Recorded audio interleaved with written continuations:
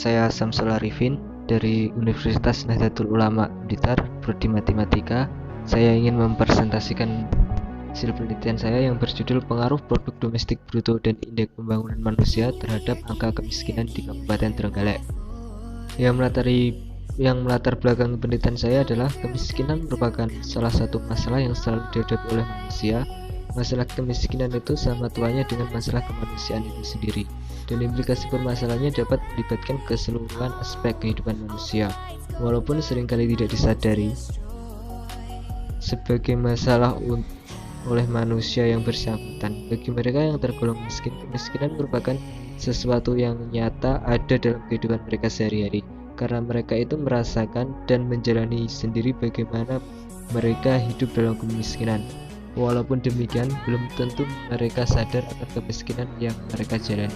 Kesadaran akan kemiskinan yang mereka miliki itu baru terasa pada waktu mereka membandingkan kehidupan yang mereka jalani dengan kehidupan orang lain yang tergolong mempunyai tingkat kehidupan sosial yang lebih tinggi. Berawal dari kemiskinan, maka bermuncullah berbagai masalah sosial lainnya. Merebaknya gepeng di jalanan maupun yang berkeliaran di kampung-kampung salah satu indikatornya. Begitu pula PSK dan anak jalanan yang terkena razia bisa dipastikan 90% beralasan karena faktor ekonomi.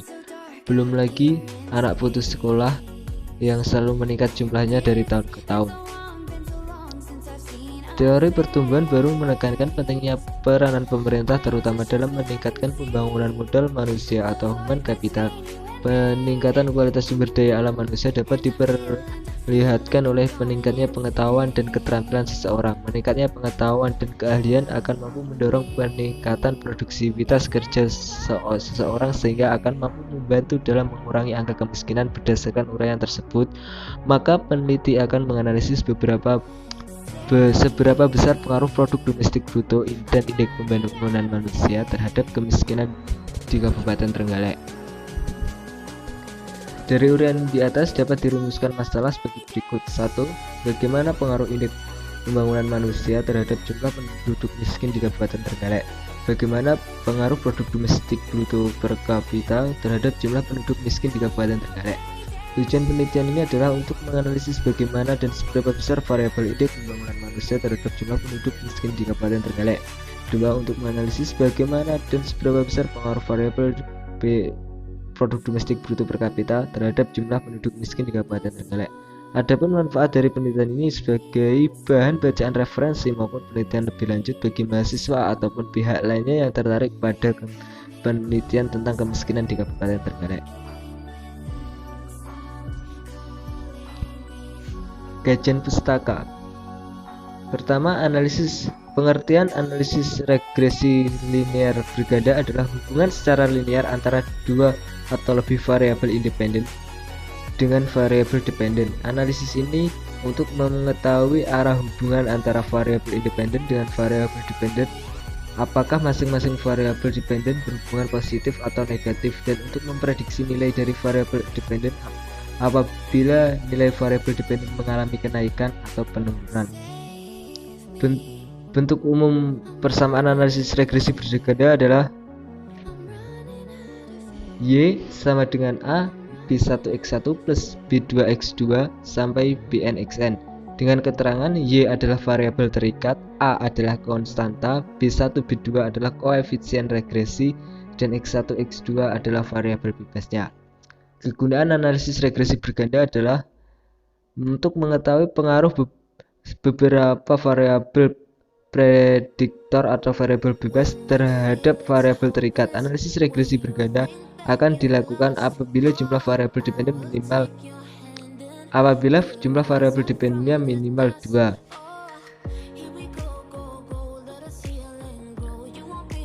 Kemiskinan. Pengertian kemiskinan diartikan sebagai suatu keadaan seseorang tidak sanggup memelihara dirinya sendiri sesuai dengan taraf kehidupan kelompok dan juga tidak mampu memanfaatkan tenaga mental maupun fisiknya dalam kelompok tersebut. Sedangkan menurut BPS, tingkat kemiskinan didasarkan pada jumlah rupiah konsumsi berupa makanan, yaitu 2100 kalori per orang per hari, dari 52 jenis komoditi yang dianggap mewakili pola konsumsi penduduk yang berada di lapisan bawah, dan konsumsi non-makanan dari 45 jenis komoditi makanan sesuai kesepakatan nasional dan tidak dibedakan antara wilayah pedesaan atau perkotaan. Patokan kecukupan 2100 kalori ini berlaku untuk semua umur, jenis kelamin, dan perkiraan tingkat kegiatan fisik, berat badan, serta perkiraan status fisiologis penduduk. Ukuran ini sering disebut dengan garis kemiskinan. Penduduk yang memiliki pendapatan di bawah garis kemiskinan dikatakan dalam kondisi miskin. Produk domestik bruto. Sukirno menyatakan bahwa produk domestik bruto adalah nilai barang-barang dan jasa yang dalam suatu daerah yang diproduksi milik negara tersebut dalam satu tahun tertentu. Berdasarkan data yang diperoleh dari BPS Kota Trenggalek, terdapat 9 sektor menurut lapangan usahanya, yaitu pertanian, pertambangan dan penggalian, industri pengolahan, listrik, gas dan air bersih, pembangunan dan konstruksi, perdagangan, hotel dan restoran, angkutan dan komunikasi, jasa keuangan dan persewaan, dan yang terakhir perusahaan jasa. Indeks Pembangunan Manusia. IPM merupakan ukuran capaian pembangunan manusia berbasis sejumlah komponen dasar kualitas hidup. IPM dihitung berdasarkan data yang dapat digambarkan keempat komponen, yaitu angka harapan hidup yang mengukur keberhasilan dalam bidang kesehatan, angka melek huruf dan rata-rata lamanya bersekolah yang mengukur keberhasilan dalam bidang pendidikan, dan kemampuan daya beli masyarakat terhadap sejumlah kebutuhan pokok yang dilihat dari rata-rata besarnya pengeluaran per kapita sebagai pendekatan yang mengukur keberhasilan dalam bidang pembangunan hidup yang layak. IPM mengukur dimensi pokok pembangunan manusia yang dinilai mencerminkan status kemampuan dasar atau basic capability penduduk. Dalam penelitian ini menggunakan metode penelitian kuantitatif deskriptif dengan pendekatan analisis data sekunder atau ADS. ADS merupakan suatu metode dengan memanfaatkan data sekunder sebagai sumber utamanya. Sumber utama yang digunakan dalam penelitian ini adalah data sekunder. Data yang digunakan dalam penelitian ini adalah data sekunder. Data sekunder adalah sumber data penelitian yang diperoleh melalui media perantara atau secara tidak langsung. Data yang diperoleh penulis berupa e-book, laporan dari Badan Pusat Statistika Kabupaten Trenggalek yang berjudul Kabupaten Trenggalek dalam Angka 2020. Analisis dan perhitungan data. Analisis adalah pengelompokan atau pembuatan suatu urutan serta menyederhanakan data supaya mudah dipahami. Data yang diperoleh dari Badan Pusat Statistika Trenggalek dilakukan analisis dan perhitungan terhadap data tersebut. Berikut adalah tahapan untuk melakukan perhitungan dan analisis tersebut. Pertama adalah mencari persamaan radiusnya dengan rumus persamaan seperti pada gambar tersebut. Selanjutnya mencari standard error of estimate atau kesalahan baku dalam penaksiran. Kesalahan baku pada penaksiran melihat beberapa jauh nilai penduga yaitu B1 dan B2 dari nilai sebenarnya yaitu B1 dan B2 atau parameter populasi. Oleh karena itu nilai ini menunjukkan besarnya penyimpangan atau error, maka semakin kecil nilainya dianggap akan lebih baik. Untuk menghitung kesalahan dapat digunakan rumus berikut. Pengujian hipotesis individual atau parsial atau uji tes statistik. Yang pertama adalah menentukan formulasi hipotesis. Hipotesis 0 dari beta I sama dengan 0, maka tidak ada pengaruh secara parsial terhadap Y. Dan jika hipotesis A dari beta I lebih besar dari sama dengan 0, maka ada pengaruh positif secara parsial terhadap variabel Y. Dan jika beta I kurang dari 0, maka ada pengaruh negatif secara parsial terhadap variabel Y. Dan jika beta I tidak sama dengan 0, maka ada pengaruh secara parsial terhadap variabel Y. Selanjutnya menentukan taraf nyata A dan nilai T. Pertama, T tabel. Rumus T tabel adalah T kali A per 2 N min K min 1. Dan sedangkan rumus T hitungnya adalah B1 min beta 1 per SBI. Selanjutnya menentukan nilai pengujian. yaitu jika T hitung kurang dari sama dengan T tabel atau T hitung lebih besar dari sama dengan tabel, maka hipotesis 0 tidak dapat ditolak. Jika T hitung kurang dari negatif T tabel, maka H0 ditolak. Dan jika T hitung lebih besar dari T tabel, maka H0 ditolak. Atau nilai signifikan kurang dari alfa lebih besar dari sama dengan alfa, maka H0 tidak dapat ditolak. Dan jika nilai signifikan kurang dari alfa, maka H0 ditolak.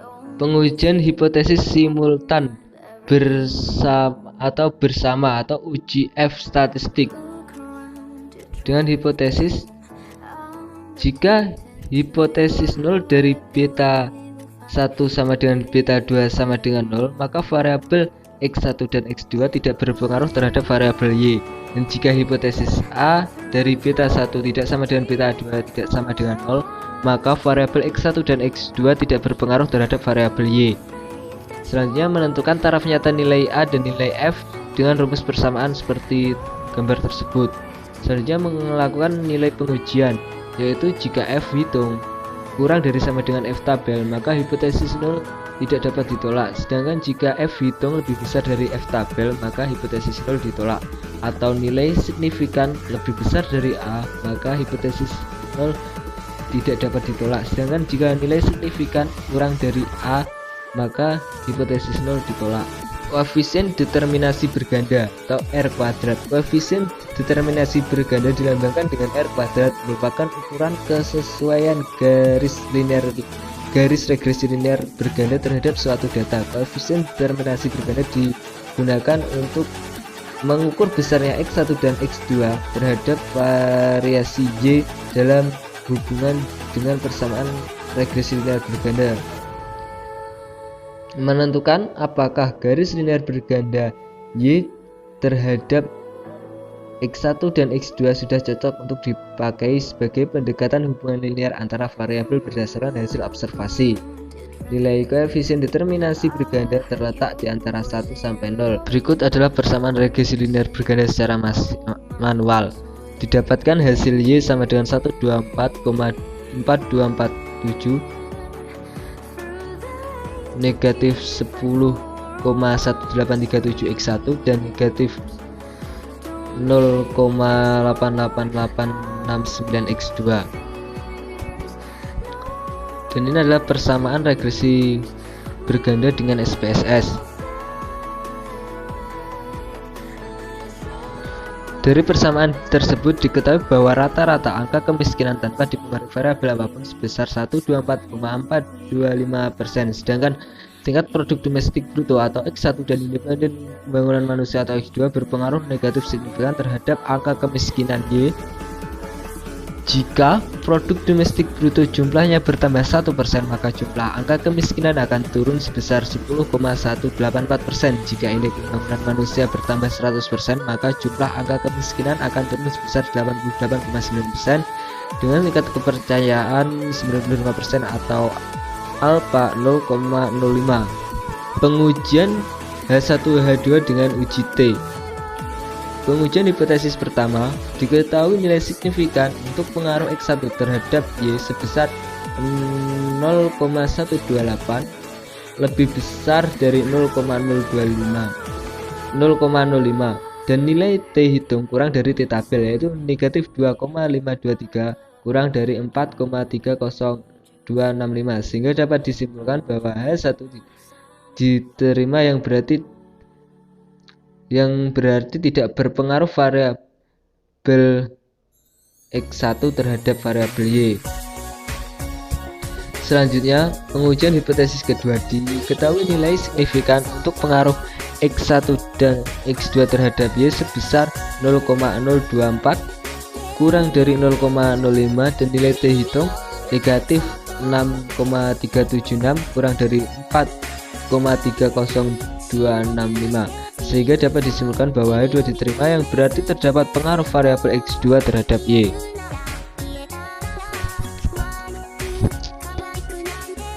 Selanjutnya, pengujian hipotesis 3 dengan uji F. Berdasarkan output di atas, diketahui nilai signifikan untuk pengaruh X1 dan X2 secara simultan terhadap Y sebesar 0,012 kurang dari 0,05. Sedangkan nilai F hitung 82,63089 kurang dari lebih besar dari F tabel 19,0, sehingga dapat disimpulkan pada nilai signifikan 5% variabel X1 dan X2 secara simultan berpengaruh signifikan terhadap variabel Y. Koefisien determinasi dengan SPSS berdasarkan output di atas, nilai R square sebesar 0,899. Hal ini 0,988. Hal ini berarti bahwa pengaruh variabel X1 dan X2 secara simultan terhadap variabel Y adalah sebesar 98,8%. Dari uraian di atas dapat disimpulkan bahwa berdasarkan pengujian hipotesis diketahui nilai signifikan untuk pengaruh X1 dan X terhadap Y sebesar 0,128 lebih besar dari 0,05 dan nilai T hitung kurang dari T tabel, sehingga dapat disimpulkan bahwa H1 ditolak yang berarti tidak berpengaruh variabel X1 terhadap Y, sedangkan nilai signifikan untuk pengaruh X2 terhadap Y adalah sebesar 0,024 kurang dari 0,05 dan nilai T hitung negatif 6,376 kurang dari 4,30265, sehingga dapat disimpulkan bahwa H2 diterima yang berarti terdapat pengaruh variabel X2 terhadap Y. Hasil pengujian regresi berganda menunjukkan bahwa semua variabel independen X1 dan X2 berpengaruh sebesar 0,012 kurang dari 0,05 dan nilai F hitung lebih besar dari F tabel, sehingga dapat disimpulkan pada tingkat signifikan 5% variabel X1 dan X2 secara simultan berpengaruh signifikan terhadap variabel Y. Saran dalam penelitian ini penulis membahas pengaruh produk domestik bruto dan indeks pembangunan manusia terhadap angka kemiskinan. Dalam penelitian ini hanya berfokus pada variabel produk domestik bruto dan indeks pembangunan manusia. Oleh karena itu, penulis menyarankan pada pembaca yang tertarik pada masalah ini untuk menambahkan variabel lainnya. Sekian presentasi dari saya, bila ada kurangnya mohon maaf. Wassalamualaikum warahmatullahi wabarakatuh.